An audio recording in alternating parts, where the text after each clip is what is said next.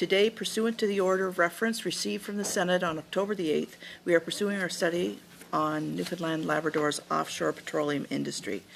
And today we're pleased to welcome on our first panel from the Oil and Gas Corporation of Newfoundland and Labrador, Jim Keating, Chief Executive Officer, by video conference. So Mr. Keating, welcome, and thank you for being here this morning. You'll have 5 minutes to make opening remarks, after which we'll have a question and answer from the senators. So, Mr. Keating, the floor is yours. Thank you. Thank you very much, Honourable Senators. Thank you for your invitation to speak today. Newfoundland and Labrador's offshore oil and gas industry is the cornerstone of the province's economy, and it's a strategic energy asset for Canada. The responsible development of these world-class resources strengthens our energy security, creates jobs, and positions Canada as a global energy leader in the supply of the most ubiquitous form of energy that mankind consumes. Our offshore industry, though, is quite unique and it is globally competitive. And I'd like to highlight 5 areas where we have some differentiation from what we consider the bedrock of the Canadian oil and gas business, the Alberta oil sands, for example. First and foremost, we have a robust governance model and that we're jointly managed under the Atlantic Accord of federal and provincial jurisdiction, which opens up unique opportunities and impediments sometimes when we're dealing with international companies trying to understand the myriad of government agencies and regulatory process that they must navigate. But in particular, also in my particular circumstance, where my job is to attract foreign direct investment, where is the role and how does promotion of our offshore in terms of an investment location, how is Canada and Newfoundland coordinating in that space? There's an element of difference there.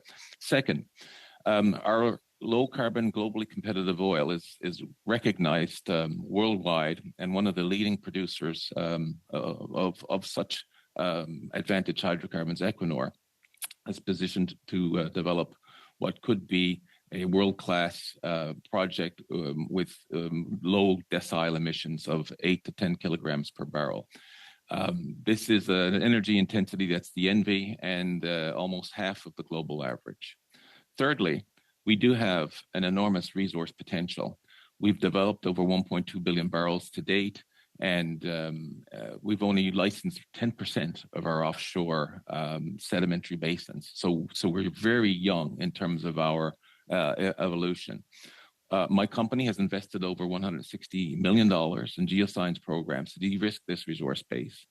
And we have determined through the last 10 years of geophysical data accumulation and resource assessments that we have the potential for 50 billion barrels more and over 100 trillion cubic feet of natural gas.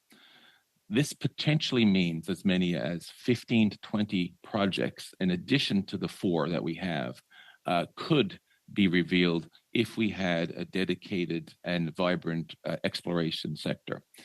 Fourth, we are a global energy player. 100% of Newfoundland and Labrador's offshore oil is exported internationally. And about 50% of that is in European markets, and the balance is in the United States. Historically, we have sold our oil to the refinery in New Brunswick, but for the most part, for the last year and probably for the foreseeable future, it is 100% an international export. And lastly, a differentiating factor is that when we speak of exploration specifically, the decisions taken are made in international boardrooms and not in Canadian boardrooms. So there are no Canadian oil and gas companies, save for Cenovus with their operations in China, but there are no Canadian companies that are interested in participating in deep water exploration. So we are targeting 15 to 20 companies that are global explorers these days, of which only 3 have ongoing exploration plans for Newfoundland and Labrador. So we have much potential in terms of a resource base and much potential in terms of capture of those foreign direct investments. And finally, I'd like to finish by saying that the contribution for our oil and gas sector is not to be understated. Companies invested over $74 billion in this sector up to 2024. And in 2023, our GDP was boosted by 7.4 billion for an economy of 500,000 people. This represented 22% of real GDP and 15% of the government's provincial budget. It is indeed the underpinning of this region's economy. And finally, even in direct benefit, over 29 billion of royalties has been paid to the provincial government since first oil in 1997 in the Hibernia project. So I'd like to conclude by saying, for the first time, though, in 25 years, we have no exploration wells planned offshore, and not likely to see one in 2026 either, or even 2027. This is unprecedented.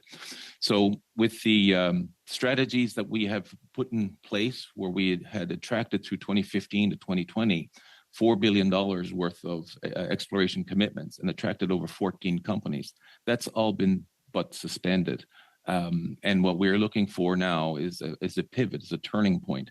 And we believe that with the recent discussions and announcements related to revisiting or reviewing or eliminating even the emissions cap, that's a good step, because that is the number one reason which I am told when I go abroad as to why companies are not willing to invest in our offshore exploration. And secondly, a little closer to home, I think we need to move ahead the Beta Nord project. When those two things occur, I think that gives investor sentiment a boost. And I think we are back in our exploration business as we had been strongly through 2017, 2018, 2019. So I'd like to finish there, and I remain open to your questions. So thank you, Mr. Keating. We have senators that wish to ask questions, of course, and so we'll start with Senator Wells. Thank you, Chair. Before I start my questions, I do want to point out I've known Mr. Keating professionally for a number of years, and his contributions to the Newfoundland and Labrador oil sector have been immeasurable, and I want to publicly thank him for his service to our province and our country. Mr. Keating, what are the major regulatory impediments to growth of our sector? You mentioned that there are no exploratory licenses granted for 2026 and possibly 2027 once those bid rounds are closed. What are the major regulatory impediments that we face? Well, again, as I mentioned, the emissions cap, and not to belabor it now because I'm hopeful that we're moving past it. But each and every company that I talk to, they would cite the emissions cap as a limiter, in that in all modeling, we see that the Beta Nord project could have been started, but at some point in the 6th or 7th year of production, the way the emissions cap was structured, that the companies operating our offshore would not only pass through the first cap, the first line of emissions limits and get into penalties, but we would be at this punitive level. So in fact, one of our projects would have to shut in. And how that is done, how that's adjudicated, how it's selected amongst the myriad of operators was hard to determine, which emphatically means there is no room for a fifth project. So that is a fatal reason. But I'll highlight something else that's even, I guess, more problematic. We believe the protection of the oceans is vital, and we believe that marine protected areas are essential to Canada's well-being as a safe and vibrant ecosystems, and as well being responsible on the world stage. But we have 1.8 million square kilometers of offshore, of which only 10% has been licensed. Through the phase of MPA discussions where companies are consulted with, companies were presented with maps, for example, which highlight vast areas of our offshore, which do encompass these productive areas and do encompass these exploration areas, with the notion that Canada is evaluating and considering marine protected areas in and amongst these highly prospective production areas. Until this is essentially resolved, companies will stay on the sidelines, not willing to invest or to commit. So in essence, these are two of the main impediments that I see from a macro level that actually prevents a company from even initiating an exploration bid. Because to not be able to rely upon the ability to see through the end of their investment, they simply will go elsewhere. Thanks for that. Could you talk a little bit as well about the potential for gas? We obviously in Newfoundland and Labrador, we talk about the oil a lot because that's where our revenues come from. But what about the potential for gas, and what would it take to get that out of the ground? We have an immense potential for gas. As I highlighted in my opening remarks, there's about 100 trillion cubic feet of gas potential. To put some perspective on it, the Sable gas development offshore Nova Scotia operated for about 15 years on just 3 trillion cubic feet of natural gas.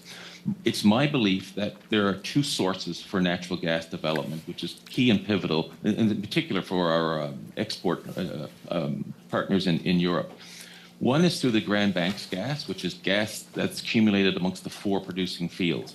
Right now, the level of access to those gas molecules, if you will, is a little desperate, and that it's spread around and owned by different companies. And the volume is just below an economic threshold. However, as we proceed through the production, and that gas is no longer used for pressure support for oil production, like in a technical capacity, and we reach blowdown of these reservoirs, the gas becomes now a monetization opportunity. So I think there should be an effort looking at the normalization of interests in the basin as a whole to align commercial interests so that we're well positioned to capture this gas project. But the one I want to highlight that's seldom discussed is we have about 24 prospects that are at least 1 billion barrels or 6 or 7 trillion cubic feet in size waiting to be drilled. And from geophysical data, from seismic, it's hard to determine if it's water, oil, or gas. You need to actually drill the well. If we encounter a prospect of gas to that level and size of a 7+ TCF field in exploration, that's immediately an LNG development. That's the kind of threshold that multinational companies look for. So my expectation is, while we'll constantly look at the Jeanne d'Arc as a place to develop the known gas resources amongst 4 fields, there could be, through serendipity of looking for an oil field, you find a massive gas cap, and that practically overnight opens up a major LNG export scenario, which rivals anything that we're considering on the West Coast at the moment. Okay, thanks very much, Mr. Keating. I'll go on round 2, Chair, if I could.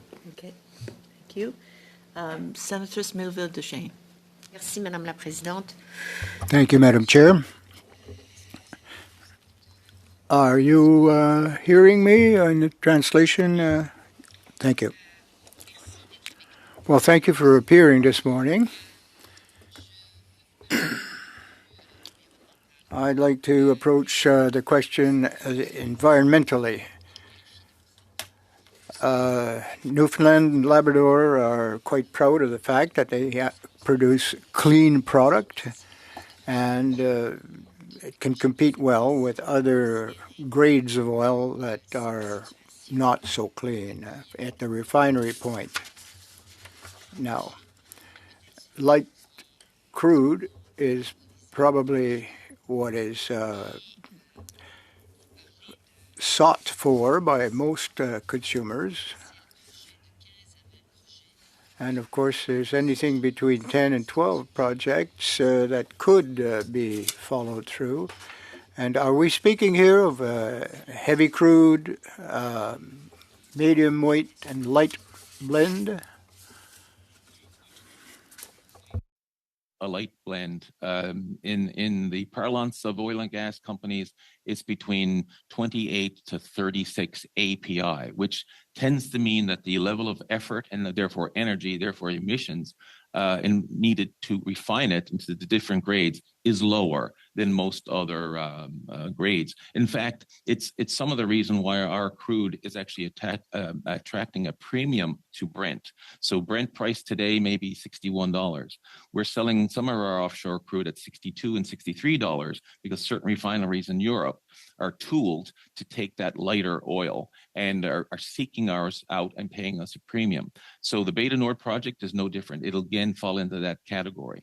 Our only project where we have some heavier grade of oil is Hebron. And even in that case, at 28 API, it is considered on a world stage, still in that top quartile, top third of crudes, even though we consider it a heavy crude. It right now for us is in terms of all our reservoirs and all the geologic settings that they exist in. We believe that as we go forward and make more discoveries, we'll be consistently fed by those source rocks that get that age of crude, which implies then the level of quality which you mentioned. I guess it's a simplified way to technically describe it. Absolument, mais alors pourquoi Statistique Canada dit que le Why pétrole... does Statistics Canada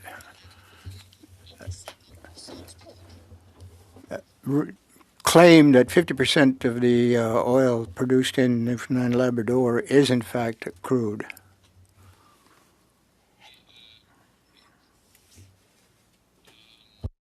To understand that question, 100% of the oil is crude, but also 100% we would call it lighter oil, 28 API and over, as opposed to say Alberta oil, where you're in the high teens, low 20s. It puts some perspective to that. Okay, There's no bitumen in our offshore at all. It's all very viscous and flows and it's easily refined. Okay, this is highly technical and probably a bit above my grade. So I'll just ask you. We've been told that, you know, and you've said it too, that there's a standstill in the project. What's your level of confidence that it will start again? Because we don't see, apart from Bay du Nord, we don't see other project starting now. So with regards to Bay du Nord, I am involved in some of those discussions. So in the interest of negotiations, I won't say too much, but to say that I've been doing this for 30 years. I've seen the obstacles that companies face. I've seen the positions that they take with successive governments in terms of industrial benefits and fiscal terms, and even in state equity, state ownership. And there's nothing that I see right now as insurmountable. And I think both the contractors, the operators, and the government are mutually aligned that while we have some difficult discussions yet to have, I think there's a huge alignment that this should and would proceed. So I'm very optimistic that within a couple of months, there are key milestone dates that the operator needs to hit to commit to this project. And I think the province is absolutely attuned to that. And I'm totally comfortable that we will see this move forward. So what's the main obstacle, if I can ask? Right now, the main obstacle is that the new government has made a commitment, and particularly to trade unions for jobs. And that's an important component of, I mentioned the three pieces: fiscal terms, industrial benefits, and in this case, maybe state royalty, state equity. So the challenge is, because the project is modest in terms of its economics, because it's deep water, it's far from shore.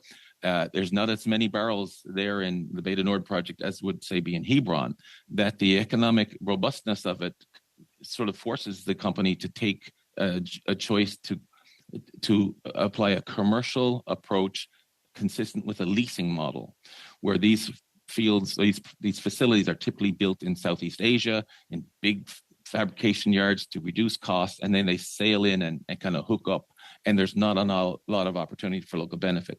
There is the rub. So the province wants to have a significant portion of jobs, be it topsides work on the facility, it's the floating vessel itself, or in the subsea, or some combination of thereabouts. And right now, the company wanting to meet that, I think there's just a difference in expectations as to what degree that request is met. Thank you. Senator Aucoin. Merci, Madame la Présidente. Thank you, Chair.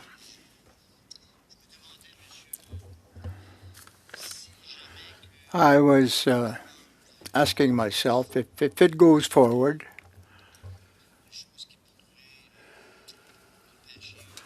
you spoke of a number of obstacles or challenges on Article 56 of C29 pose any problems?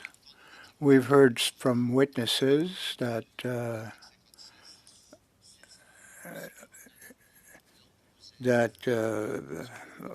Clause 56 of the bill C49 would cause them some complications. What would be your perspective on that?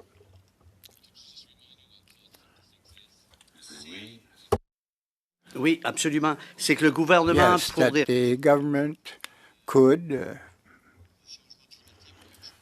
for purposes of climate change, could intervene and develop some projects of national interest, of course, but might hinder or slow down other projects if it was seen as being negative towards climate change. Thank you very much. That's I'm well aware now of that clause. So in the balance, when we look at the fullness of the Atlantic Accord and the different changes that were made in recent years, that would have been seen by many here, and particularly those in the industry, as a sort of a carve out of the equilibrium of the balance between the interest of the province, maybe being the fiscal owner or the benefactor from of primacy of benefit, and the national interest in terms of largely protection of the environment. So there's always intention. So this seemed to move the pendulum in a sort of a unilateral way to say that if I'm an investor and I strike a deal, say with the government of Newfoundland on benefits, on fiscal terms, and on a production plan, could factors beyond the company's control or the government's control influence the federal government to take broad action or even specific action towards an asset? That creates, again, a level of uncertainty that didn't exist prior to that. And I think along the whole, if we think and expect and respect good regulators being good regulators, then that's not such an issue. You're just really only seeing a manifestation of the technical side, thermodynamics, environmental science, and companies are able to deal with that. And they're robust enough in terms of their models, economic models, to kind of cope. But I think what is striking is the fact that when coupled with the perception of an anti-production, anti-creation animus towards fossil fuels, it seemed to be a backdoor to a one-sided approach to a climate that may not actually meet the needs of the world, let alone Canada or the investment groups. And I think they point to the emissions cap as a similar kind of policy that really has no benefit to global emissions. It's just going to be coming from somewhere else, but has a very much a national or a political angle to it. So I think that clause opens up some vulnerabilities that I hear from time to time. Merci. Thank you. Senator Lewis. Yes, thank you, Chair, and thank you, Mr. Keating, for appearing before us today. When you talk about LNG and the potential of it and so on, with the emerging markets in Europe and the view in Europe that LNG is going to be a transition fuel, they call it now, as they go forward to nuclear development and those kind of things. Would it be is there interest from Canadian companies in setting up LNG ports or to transport and actually make LNG? Is that something that you see interest from Canadian companies doing, or would that be multinational companies as well?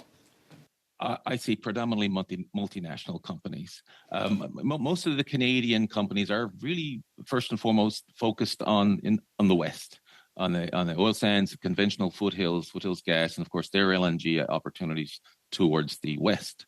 But what we hear and we feel is a pull from our European partners and our European companies who have established LNG chains from, say, the United States to Europe. The United States is the biggest supplier of natural gas, other than Russia, as it was now, to Europe. And it begs the question, with similar geology and similar opportunity, why can't Canada evolve its East Coast offshore natural gas footprint. And because that would be for geopolitical security reasons, the optimal solution. I mean, certainly now.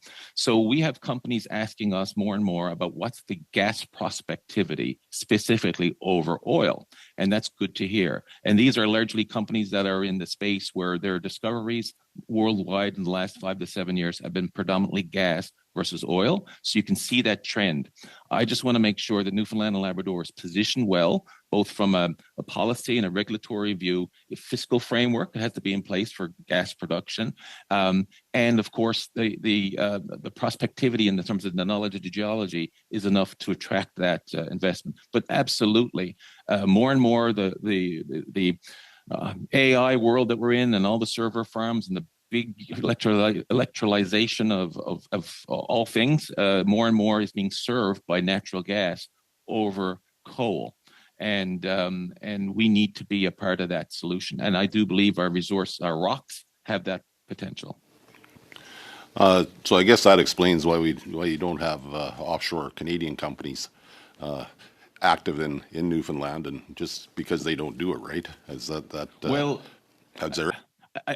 I guess to be fair, we do have two great Canadian companies, Suncor and Cenovus, but they are very much focused on their production in their current oil fields. We just celebrated the 20th year of the White Rose Cenovus operated platform just yesterday, actually. Very momentous. But at this point, the primary focus is on oil. And those two companies are not known as to be deep water exploration companies. Right? They don't have global deep water positions. We're thinking about the ExxonMobils, the Equinors, the BPs, the Totals. These are the global explorers that are drilling 40 to 50% of deep water wells and 60 to 70% of the new gas fields. That's the target audience. Okay, thank you. Thank you. Senator McCallum. Thank you, Madam Chair, and thank you for your presentation. I wanted to go to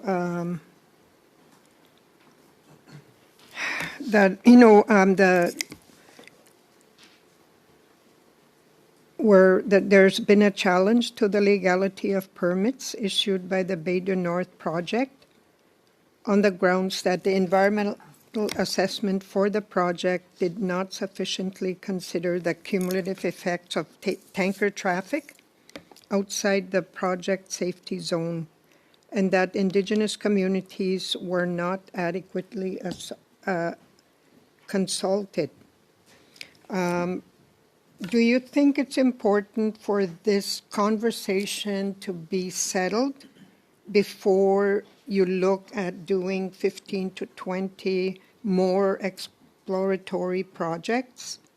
And what is used for fuel for these tankers? What is the problem with, what is the issues that the people have with this? And,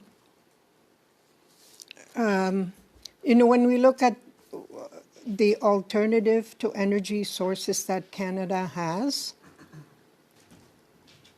electricity is not one of them. So we really do not have right now alternative sources, and the best that I can see, because it's light, is offshore. And I'm just,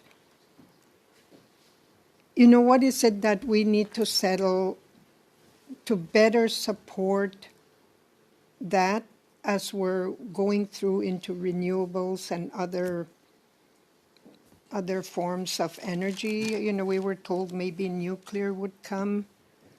So I just wanted to, if you can expand on that conversation and see if there is a way to move forward. Yes, so I will first say that obviously that's the specific question as to the process that the Bay du Nord project followed through the operator Equinor is probably best addressed by them in the particulars, but I can give an overview in terms of my feelings and understandings as an active participant in that. I think Bay du Nord will be a precedent-setting opportunity.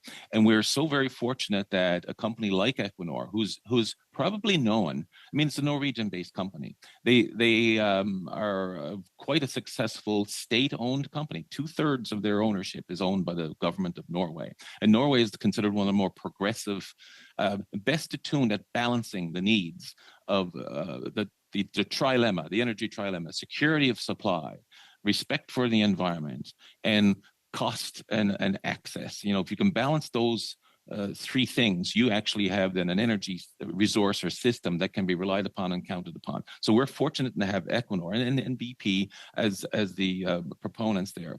I am satisfied that the most robust environmental review process had been undertaken by Equinor. I think anecdotally, there were some 50 to 60 funded and supported third parties or interested parties, as diverse as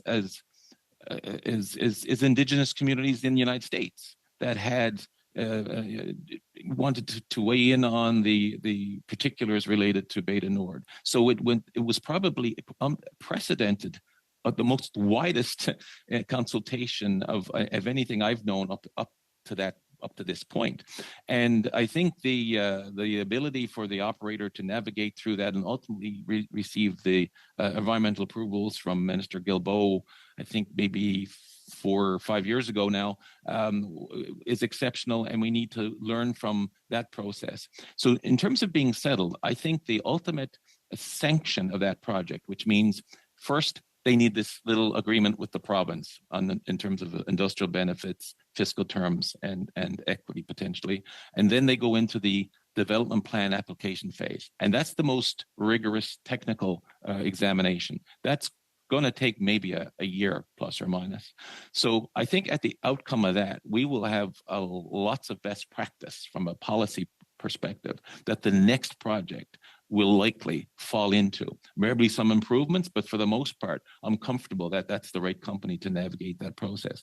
And then I guess to conclude on the thoughts about where we go from here in terms of the ubiquitous nature of how fossil fuels are continuing to be, demand continues to rise in face of all our known realities of the challenges to climate, is that it's through actually a project like Beta Nord, if we can show the world and the companies and the contractors and the analysts how ought we to do this the best way, then maybe that's actually something we can export. I know we're very proud here of our regulatory system. We learn a lot from the North Sea, but this is going to be the newest project and in probably the most difficult environment. It is the furthest development from shore anywhere in the world and in deep water. So I think there's lots of things to watch here and have interest in, and ultimately pride that when that finally develops oil, we would have known as a society that we did it the right way. Can I ask? Okay, thank you. I wanted to go to the issue of, that no bids were received in 2025 in response to the calls for bids issued by the regulator.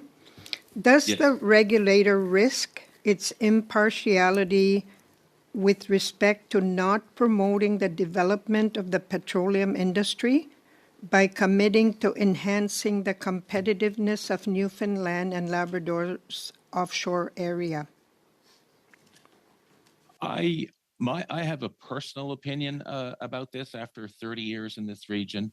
When I look around at all the other jurisdictions, almost all jurisdictions are able to balance that duality of being both the administrator, the policeman, if you will, to make sure rules are followed, and issuing of censures and fines, whilst at the same time being the subject matter repository of where the data and the geologic opportunities lay. And I think I see most jurisdictions balance that quite well, that they can indeed serve as a vehicle for attraction to show the pathway to investment, while at the same time holding firm a company's commitments to its environment and financial obligations. In Newfoundland and Labrador, though, and as we've evolved, it's my company's, the Crown Corporation's role that's more or less filled the gap in promotion. And we do that, and we spend a fair amount of money each year to do that. And we've been able to navigate that. We have a great relationship with our board and, of course, our government, my shareholder. So it seems to be working. But in some ways, I feel there is a hand tied behind our back because companies, when they come and when I go abroad, there seems to be an absence of government participation in promotion here. It's a laissez-faire. It's very Canadian to be laissez-faire, and that is in that the private sector knows best. The private sector, if they're interested, they come to us, they knock on the door, and they ask, and it's for us to permit. Most other countries, not just provinces, countries are actively promoting. They wear that duality of a regulator and promoter because they need to attract that investment. And somehow we're missing that. And it's just my little humble company of 19 people that are kind of lifting that here for at least the provincial interests. So it's a great question. And I think I've evolved. I would have probably preferred the separation of those two things my earlier days because it seemed more appropriate. But now, in the times that we're in, I think there may be advantages to having our regulator take more of a promotional role. Thank you. Senatrice Yuans. Merci, Madame la Présidente. Monsieur Keating, vous avez Thank parlé... you, Madam Chair. Mr. Keating, you are quite proud of the fact of this model that you use for offshore. Have you could you tell us what the impacts will be on communities, coastal communities, competition, and how do you compare with other models in the world? Let's talk about the fiscal system. Right now, and we benchmark this, we use consultants to look at different royalty and tax and different forms of economic rent. And for a frontier area, meaning not mature, not very busy, not a lot of actors, we are in the right spot, meaning that our fiscal take is probably in the balance of a 50-50 share of what I call profit dollars. So after you allow companies to earn their investment back, there's a flat royalty where you're really trying to resolve the net present value decisions of a company. But once they reach payout and they return their investment, then our royalty system steps up. And that then, again, as I mentioned before, returns billions of dollars to the provincial economy and then hundreds, if not billions more to the federal government in terms of tax. So in terms of gross economic rent, I think there's a balance. In terms of jobs and employment, 95% of every position here is a Newfoundlander and Labradorian or Canadian. It's actually a rarity now that I go to actually an executive level meeting where I'm looking at vice presidents from major international companies and not see a Newfoundlander or Canadian. When I first started 30 years ago, I was the only one. So that's a great thing. And that's an evolution. That means the decision making about global oil and gas is more and more being Canadianized. And it's not just from the Alberta context, it's now in this international sphere. And then even in terms of jobs and trades, we've got a core of people that are largely migrant and in terms of trades work. They go to Alberta, other places, even internally to Labrador to do hydro projects. So it's a culture that exists in this trades venue. And they're very capable, very respected and renowned wherever we go. But the competence and the proficiency of those tradespersons is second to none, mostly because of the high standard required to actually build, construct to the offshore standards. It's much different than building a strip mall on your main street. This is high tolerance steel and equipment that needs to last isolated for 30, 40 years. So it's something to be very proud of. And there's a significant cultural shift here over the last 20 years or so that says that we can do this. We can build these massive things and do it quite successfully. So I think this resonates everywhere. It's in our universities. Synovus just contributed $2 million just yesterday as a part of their celebration of their 20th anniversary to the university. My own kids, I have a girl, 19, doing engineering. She worked with ExxonMobil as a co-op student. It's everywhere. It permeates everywhere. It's our fabric. Merci. Vous décrivez une industrie florissante qui a des impacts You're positifs. describing a very flourishing industry that's providing lots of benefits to participants. It is a very high potential, lots of opportunities, and why?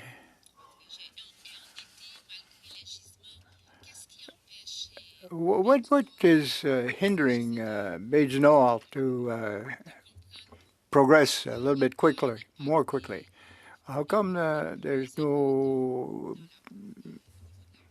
not a better financial result? If we compare with Norway, for example, is there anything that we might fine-tune or correct for that sector?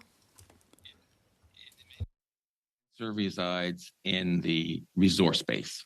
So the resource base, I guess, cures all ills, forgives many sins. And what I mean by the resource base is simply this: to develop a standalone offshore field anywhere in the world, companies are targeting oil reserves of, say, 700 million barrels or more. When Beta Nord was first discovered, it was thought to be at that level. But through time, with additional drilling, we've had some setbacks and some good news. What's happened is we've discovered after 12 wells or maybe 14 wells that the resource is not really contained in one pool. It's sort of scattered in 15, 10, 30 kilometers in many directions. The cost then of tying back these things starts to grow. And then the base field now is fairly modest. It may be in that 400 to 500 million barrel zone, which is just on the precipice of being viable. Most companies like Equinor have stated a measure of $45 US per barrel as their economic threshold. And for the last number of years, Equinor has struggled to meet that. So I believe right now, with their revisiting of their execution plans, with the alignment on contracting, and with their different approach to phasing development, they've achieved that, at least for the initial phases. What's important for me, though, is that the economic viability remain, that we tap into these next two fields for tiebacks, because that's where the true upside resists. So a lot of the issues is not, unfortunately, it's not between government or company. It's not even global issues, although they all kind of weigh on much decision. It's simply the resource base. We've had two wells drilled that, unfortunately, disappointments. One, Exxon drilled a well called Persephone. That was sitting on a potential resource base of 1.5 billion barrels. I am pretty sure that would be expedited, and we wouldn't be 13, 15 years away. We would be 4 to 5 years away. BP drilled a well the year before that called Ephesus. It sat on 4 billion barrels of potential resource. But when your chances of success on these massive fields are only about 20%, you kind of have a sense that we have to drill 5, 6, 7 of these before we find the next one. And I can say with a huge degree of confidence that these companies now that will be exploring in our deep water are targeting billion barrel deposits. They're not looking at 400 or 500 million barrel deposits. They'll take them as neighbors to tie them in, but we're only looking for that billion barrel and higher. I have a 750 million barrel cutoff with my team here to tell me about what's exciting and interesting. Merci. See, Senator Wells. Thank you. Thanks, Chair. Excuse me, Mr. Keating. In the Newfoundland offshore, many of the projects, perhaps all of the projects, have multiple owners and one operator. Can you tell us a little bit about the dynamic of ownership and risk reduction in the offshore, in our offshore? Yes, absolutely. So as a matter of necessity, very few companies, even the biggest like ExxonMobil, will undertake at 100% of development. They seek partners for many reasons. Primarily is to share risks, to share the capital requirements, and then, of course, the benefit from the other company's expertise and insights, as the case may be. So joint ventures are the norm. And typically you do bring the best of all these companies together in a non-operated way. And my company is just one of them at a minority interest. And we go in and we share, we debate and discuss best practice. And I think that actually drives the level of safety that we see offshore and the level of proficiency and uptime, all these good factors.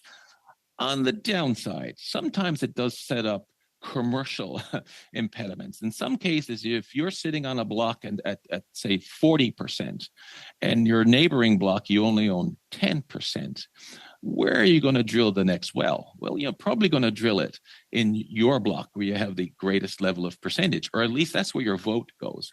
Now, sometimes that opens up differences of opinion amongst the field owners as to the pace and place of development. But that's kind of normal stuff. And these joint operating agreements provide for different rules to navigate those uncertainties.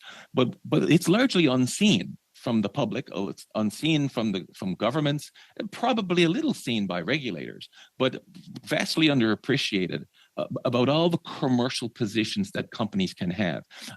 Very briefly, a case in point, if I'm going to tie back a 50 million barrel field into, say, Hebron or Hibernia or White Rose, I have to navigate a commercial construct that says, what tariff will I pay for them to process my oil?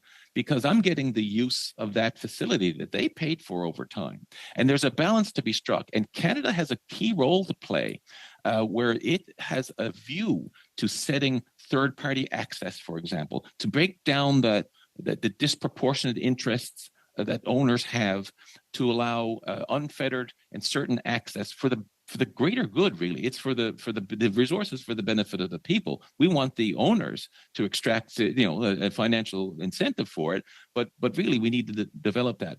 And right now we don't have the level of maturity that we have in the UK North sector, UK or Norwegian North Sea, where they've encountered this many times through the 80s, 90s, and so on. We're just beginning to see it. So I'll conclude by saying is that while it's very necessary that we have multiple parties on joint ventures to share the risk, it does open up sometimes commercial obstacles that are not technical, not regulatory. But I think there's a place for regulation and policy to adjudicate those imbalances to make sure that we benefit and move forward appropriately. Okay, thanks. I'm okay for another question, Chair. Thanks. I want to go back to the excuse me, the question of gas. Because there's quite a bit of infrastructure required to be able to tap into that resource. Would you see the necessity of an onshore terminal, or would you see it being a better option to have the liquefied natural gas specialty built ships that could just take it from the gas fields to the market? So a great question, and my answer would have changed through time, and here's how. 20 years ago, before the hydro projects in Labrador, Muscat Falls, and now the potential Churchill Falls were in discussion, our island was isolated. And we did need to find a source of new electricity, and a gas-fired power plant would have been high on the list of things to consider. And in that case, we were thinking about importing LNG as a potential solution. At the end of the day, of course, we have Muscat Falls, and we've tied in our connection points. So the utility for landed gas on the island is less in terms of a local power generation, because we have this huge hydroelectric endowment, and that's a good thing. Petrochemical potential is something that we should evaluate, and natural gas has the ability to take streams and to create a petrochemical industry. But having said that, the scale of the Jeanne d'Arc resource is not viable really to bring to shore, and we do have pipeline issues with iceberg scour and so on. So there's a bunch of technical hurdles that really do impair the landing of the gas per se. So more and more, as I've come through this industry and the views have evolved and gas markets have developed where they are, it seems that an FLNG or floating gas solution may be the most efficient for Canada, for Newfoundland and Labrador, because if you can put the gas in a ship offshore, it can go to any global market. There's no pipelines needed. And even then, you have the optionality to bring that ship to offshore without a pipeline, and you can create your benchmark petrochemical industry on the island. You have at least had the option to do that. So as technologies improved, as the wherewithal for FLNG or floating liquefied natural gas has evolved, I think that's more and more the right solution for our offshore. Excuse me, thanks. And one final question. In the production of oil from the fields that we have, gas, of course, comes up, water comes up, and oil comes up. Gas is re-injected to produce more oil. This gas, that's reservoired and eventually capped. Does that give our offshore, a competitive advantage because we know the volumes, we know where it is, and there's already wells drilled? Yeah, yes, for sure. We have great certainty as to understanding and knowing how much gas and where that gas is. There's a little challenge in that once you take that gas molecule into the processing system and you re-inject it, it gets harder to recover. So we will lose maybe 20 to 30% of the gas that we re-inject. Will we still have comfort and confidence as to where those resources are and how to best extract them? And that's an advantage. I think what you will see is that there are some significant discovery licenses in and around the Jeanne d'Arc Basin, which are probably more gas prone, that in past years have been passed over by the oil companies because they're looking for oil. That's where the ready market is. But as we get to this phase of blowdown, where predominantly we are cycling gas and we're not readily needing it to produce oil, those prospects become more important from a delineation perspective, where maybe we're going to look at gas. So I still have a great deal of interest in the government following up on its phase 1 natural gas survey to look now at not just the existing SDLs, but in the Crown lands, all the prospectivity around the Jeanne d'Arc. So we need to build a gas case, and we need to fix fiscal terms for it and set the conditions for investment. I think it is a priority for government, and I'm really excited and looking forward to helping them in that way. Thanks very much, Mr. Keating. Thank you. Mr. Keating, I have a favor to ask. There are 3 more questioners, and I'm just wondering if you have a bit of time beyond 9 o'clock to stay with us online? 100%. This is the most important thing I can do. Okay. Senator Lewis. Yes, just to go back a little bit to the construction and of the platforms, and am I right in assuming it's basically more like a shipbuilding exercise? And you talked about Southeast Asia, being a potential builder of of new platforms. Does Canada have the capacity or the ability to compete against Southeast Asia? Is that part of the reason why a company would look towards Southeast Asia? Yeah, so that's a great question. Southeast Asia simply has massive scale. Massive scale. It's not the individual worker. An iron worker here and an iron worker there are probably as capable as any, and I would probably put my money on the local iron worker, for example. But when you think of the scale of the facilities, the dry docks, the laydown areas, the erection halls, the cranes, that is a multi-billion-dollar investment built up to execute these things at massive scale. And that's hard to replicate. So there's almost like structural advantage that they have, and there's no reflection on a Canadian worker whatsoever. It's simply the scale at which they produce things. We do have some physical capacity issues. We're still very much interested in defense and what we can do on that file. But when you look at the dry dock facilities, the shipyard facilities, we're looking to struggle even to build our own Navy vessels and so on and so forth. So when you look at these offshore structures, we really have put our emphasis on 2 things: the topsides components that go on top of these massive hulls, and they're likely stick built, like a building. You build like a building, lift it on a crane, you put it in place. That we have done, and we intend to do, and then these big concrete structures.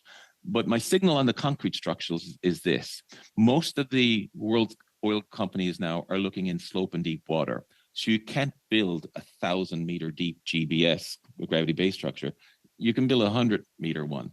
So more and more, we're looking to ship-style facilities. So there's still this interest to look at building topsides modules, if you will, but it's hard to compete with Southeast Asia at scale. From some of the studies and some of the insight that I've seen, we are probably, in terms of per ton, 60 or 70% less the efficiency of those things, of those Asian developments. And in terms of schedule, these folks lay these things out like Lego blocks. We don't have that capacity, physical capacity here. That's not to say that we can't do it, and it's not to say that these oil companies can't afford to address some of those real strategic needs in terms of jobs and employment. But it's not endless, and that's some of the tension that exists right now between us. I'll even say this: Norway has an established history and capability of building offshore structures, but more and more Norwegian facilities are being built in Asia. And if you were to Google some of their conversations, they're exactly the same. Norwegian unions and shipyards are very disappointed that even their state-owned companies are tending to do things in Southeast Asia. So we're not immune, and even far more, I guess, sophisticated or at scale European yards are losing out to Asia. And just another quick question about LNG shipments and so on. I assume that Newfoundland would have a geographical advantage over a lot of, say, the United States as far as proximity to Europe? I can give you that almost specifically. In my study work from the last decade, I compared the Chenery natural gas LNG hub in the Gulf to say some community in the Avalon Peninsula here in Newfoundland, and it could be as much as 50 cents to $1 a transport tariff difference in the sailing cost time. So that can be 15 or 20% per unit, MMBTU, thermal unit of gas advantage to have a facility here. Folks kind of take for granted we're just we're closer to the UK and Ireland than we are to Manitoba, and we're kind of hanging out there in the Atlantic Ocean. So we do have this logistical and tactical advantage in terms of shipment of not only our oil by practice, but yes, in the future LNG. Thank you. Thank you. Senator Friedhandler. Thank you, Mr. Keating, for the enthusiasm about the industry in Newfoundland. You've cited a few examples of why things aren't happening, both at the exploration and the development phases here. Might I suggest to you that it's the fiscal regime that is an issue as well? Not simply that you should be competitive with what's happening in the rest of the world, but you have to be a bit better if you're going to get things to happen. It's all about money. Yes, I would accept.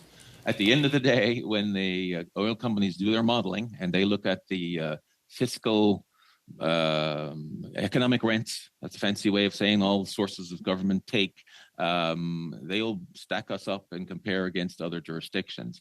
I know our government, the primacy is to design the fiscal systems, and I know they are often in discussions with consultants globally that keep appraised of where governments are.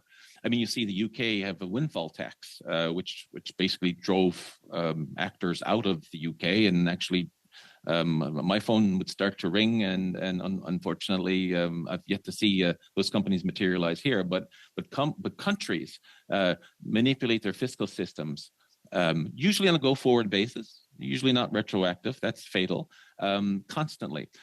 Newfoundland and Labrador puts in place what's called a progressive royalty system, meaning that, like even in the case of Hebron, there are very little royalties coming out of the Hebron project, say in the first 4 to 5 years, because it's basically 1% flat fiscal take. It only steps up based on a volume trigger after a certain volume is produced, and then at payout do you get into the higher levels of fiscal take. So as I mentioned before, there's a balance to be struck. We don't want to give oil away because it's to the benefit of the Canadians, the fiscal benefit.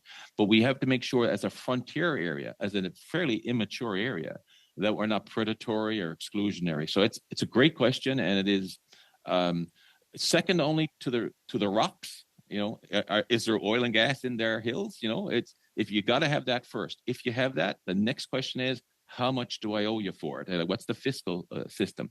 Secondly, is what are my obligations and what are my regulations? And as you step down through all the different decision processes that these companies make, my job is to kind of chase and pick up wherever these balls may be falling out of balance and hope and advise my government to see what we can do to fix it. And we're in the middle of that right now with the Beta Nord project. You talk about the rocks and what's in the rocks, and you were pretty enthusiastic about what's out there. There's been exploration that hasn't been brought on stream, both the oil and gas, and there's a tenure to maintain that over time without having to produce it and lose your rights. Are you able to provide the committee with the data, the public data, on what's been discovered and what otherwise is believed to be there, so we can get a sense for what's at play? Certainly, I can make that available. I mean, I can't cite some numbers off the top of my head here today, but I absolutely can do that. You also, in my listening to you, appear to be a lone wolf out there promoting Newfoundland. What's the federal government do? There's something in it for them. I mean, we're a federal committee here. What can we urge the federal government to do to help you shake the trees? Well, the federal government, I always view as my partners. That's the nice way of saying it. And they do facilitate, enable. I've had the Department of Trade folks in here just the other day, and they offered to how they can assist and set us up in the different capitals which we visit from time to time and meet trade officers and so on. So there's this apparatus that I think exists, and it's great. If I had to put my finger on it though, and hopefully I'm not offending anyone, is that when you're the primary resource beneficiary, like when you're the royalty taker, you have a strong driver to staff up and to put your head at it and put your arms around it and chase. Federal government is mostly an administrator in this role. I mean, it has a corporate tax, but it's a general application. It taxes everything. So there doesn't seem to be, in the halls of Ottawa, this sense of championing the offshore. I can clearly say that. There's lots of competent people and knowledgeable people about the offshore, but I don't see them at the conferences where I go, whereas I do see other governments, the UK government, the British government, the Guyanese government, the Namibian government, the American government. I see these other officials at fairly senior levels making speeches and specific to offshore. We in Canada are very much still dominated by a Western Canadian focus, and we do have a lot of mostly bilateral discussions with our neighbors to the south because that's the kind of market we're in. But I would love to share a platform with my federal colleagues in terms of a promotion and a strategic approach to how we can look at best practices in other jurisdictions, because I find myself doing a bit of that work and then sort of forcing up into a government that analysis versus the government kind of working with me to arrive at the same outcome. I feel like I'm always set up to a negotiation. I'm negotiating with the federal government for better terms or for better regulation or for better policies, where in fact I should be a partner to decide and determine what is the best apparatus that surrounds this offshore so we can create foreign direct investment opportunities. Thanks. One more question to clarify something earlier. When we were talking about uncertainties that are faced by the companies looking at working in Newfoundland offshore, aside from the emissions cap, you mentioned that there was uncertainty around the potential for marine preservation, marine protection areas. Protected areas. And I thought that this would be dealt with at the stage where there's a determination about what's going to be put out there for exploration licenses. So that if it is a sensitive area, there's just not even going to be a call. But once you've got the call, other than normal course protection of marine environment in the areas that you're drilling or that you're going to ultimately produce, that's largely been settled. Can you clarify the degree of uncertainty that goes into this? Yes, 100%. And I would agree with what you just said in terms of that's how I also would expect it to work. However, from 2021 to 2022, the ambition for the federal government to set, I think, a 30% target for the oceans. It was sort of a broad approach to say, okay, which areas are sensitive, in particular the Bethnic, the seabed populations, and so on, and then salmon migratory pathways. There's a whole host of environmental prerogative that the federal government needed to examine, and as part of that natural consultation, you can sit down and probably find 100% of our oceans probably need some degree of protection, but there has to be a balance. So we arrive at 30. Now, in the oil and gas business, in particular, from my perspective, as to where I know the resources are, I'm hopeful that where the best prospectivity would be is not where the most sensitive marine populations are.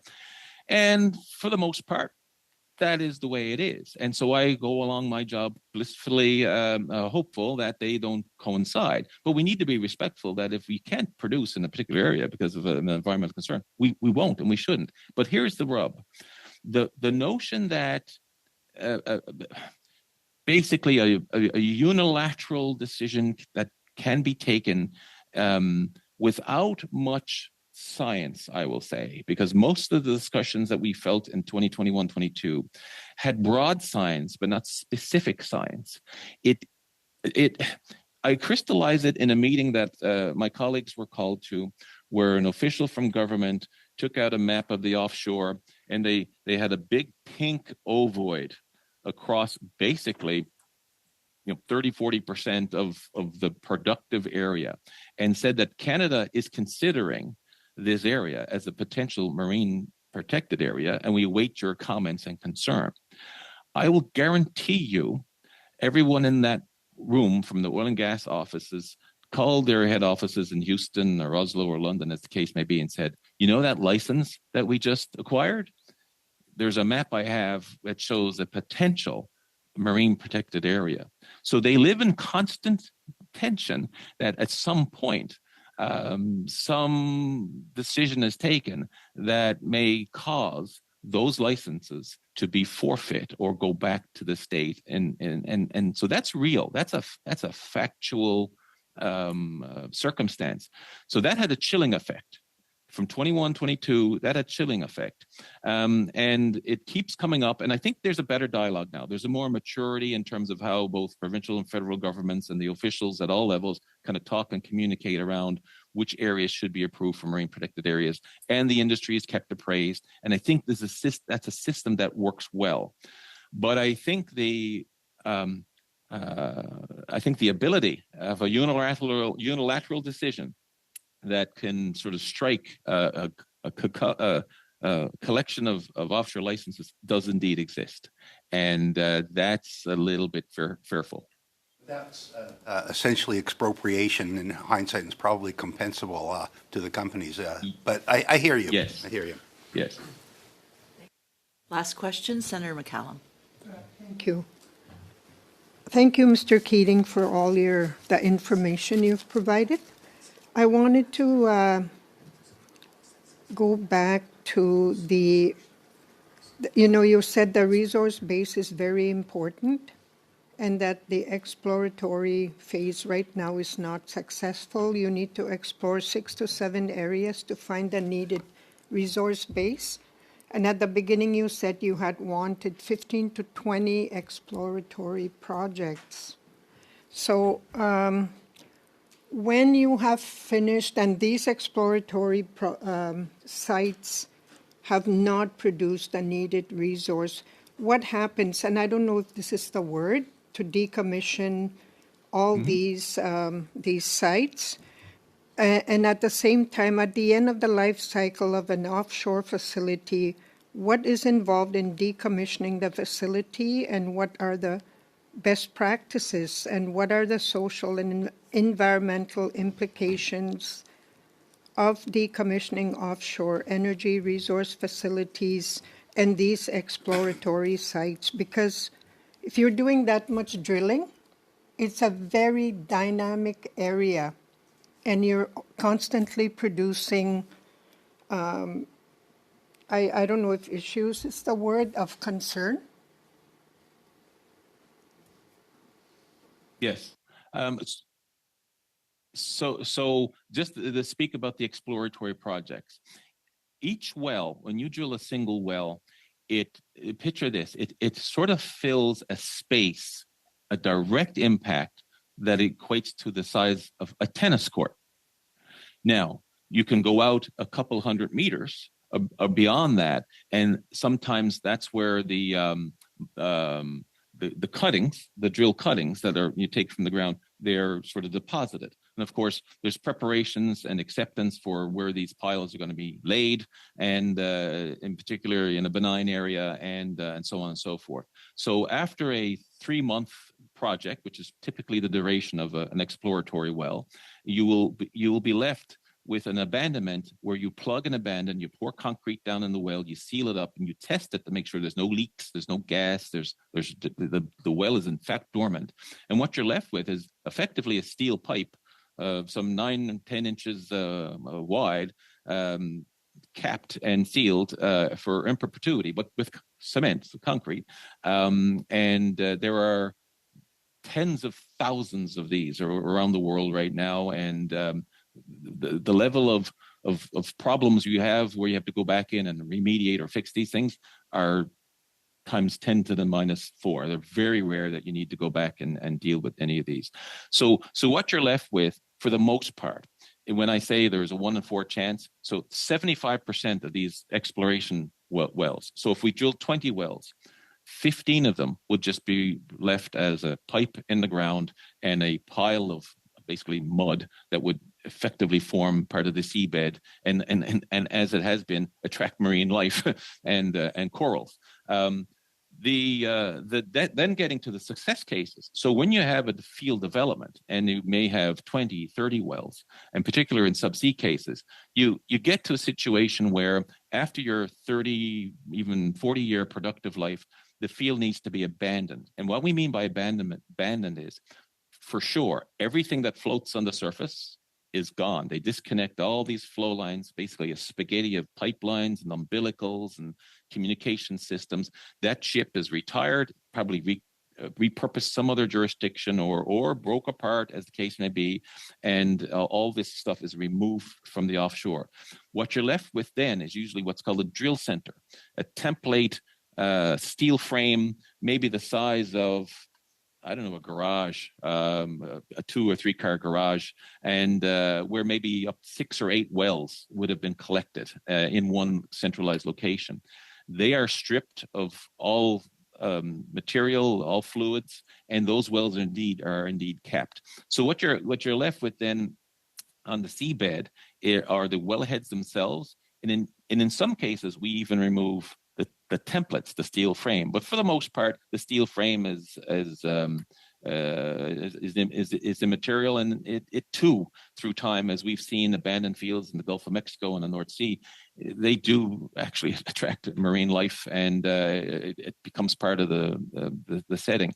So when we talk about abandonment, these oil companies set aside hundreds of millions of dollars for that period in 30 and 40 years. And as part of the regulator's job, part of the provincial government's job to ensure that phase is well funded, and companies simply just don't walk away and neglect. And we're fortunate, because of the type of companies we have and the sophistication of those companies, that they don't. They clean up after themselves. We haven't had any abandonments yet here in offshore Canada, and companies are busy trying to extend field life to prolong it, to make more economic their initial investments.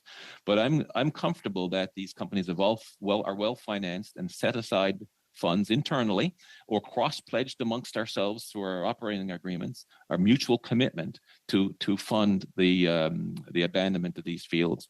And I think it's going to be done in world-class ways, and that's been well established and documented elsewhere. Thank you.